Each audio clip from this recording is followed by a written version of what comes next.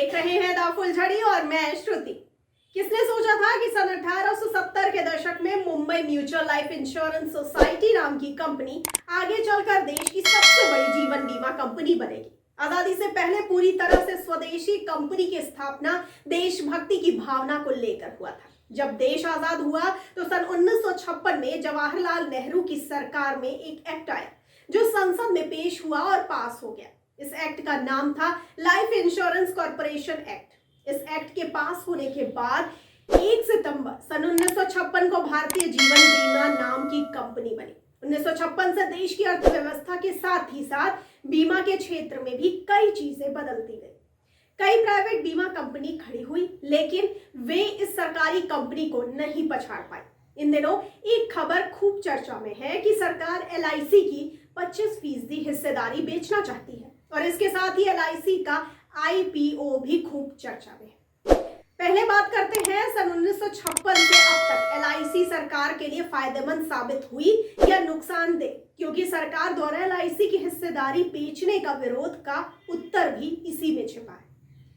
LIC का बाजार मूल्य कई चीजों पर निर्भर करता है, जैसे नया business premium, amendment value, enterprises value, asset under management का कुछ हिस्सा आदि।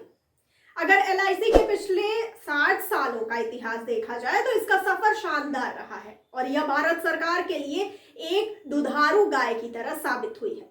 फिलहाल LIC का कुल एसेट करीब 34 लाख करोड़ रुपए है। फिलहाल भारत के इंश्योरेंस मार्केट में LIC का 70% कब्जा है। जब भी सरकार मुश्किल में होती है, LIC उसके लिए संजीवनी का काम करती आई है। आपको ये भी बताते चले कि सन 2009 में जब सरकार को राजस्व घाटा झेलना पड़ा तो उसने इससे उबरने के लिए सरकारी कंपनियों को बेचना शुरू कर दिया। उस समय LIC उस खरीदारी में सबसे आगे रही थी। इसके बाद सरकार ने सन 2009 से सन 2012 तक विनिवेश के जरिए $9 अरब हासिल किए, जिसमें LIC का 1/3 हिस्सा था। इसके बाद जब ONGC में निवेश डूबने की कगार पर था तो LIC ने साल 2015 में oil and natural gas corporation limited के IPO में $1.4 अरब की रकम लगाई थी। इसके साथ IDBI बैंक के खस्ताहाल हालत को सुधारने के लिए LIC का ही पैसा लगाया गया था। यानी कुल मिलाकर देखें तो आज तक LIC ने भारत सरकार को फायदा ही पहुंचाया है। LIC की मौजूदा हालत ये है कि आगे भी सरकार के लिए ये फायदेमंद साबित हो सकती है। शायद यही वजह है कि LIC के निजीकरण को लेकर हंगामा हो रहा है। आपको ये भी बताते चलें कि विश्लेषकों का इस पर राय अलग है। उनका कहना है कि LIC के IPO का आ जाने के बाद LIC और मुनाफे में जाने लगेगी, क्योंकि जवाबदेही और पारदर्शिता बेहतर होगी।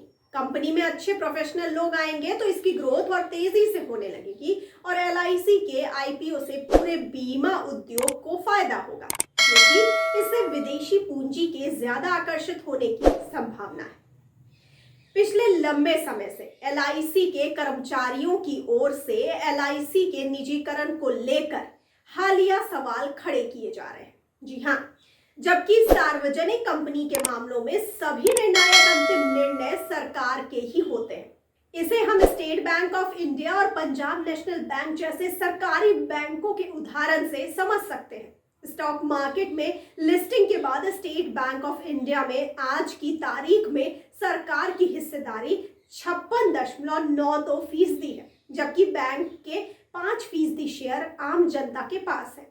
ठीक इसी तरह पंजाब नेशनल बैंक के मामले में सरकारी हिस्सेदारी 83.2% है, जबकि आम लोगों के पास 5.7% शेयर है।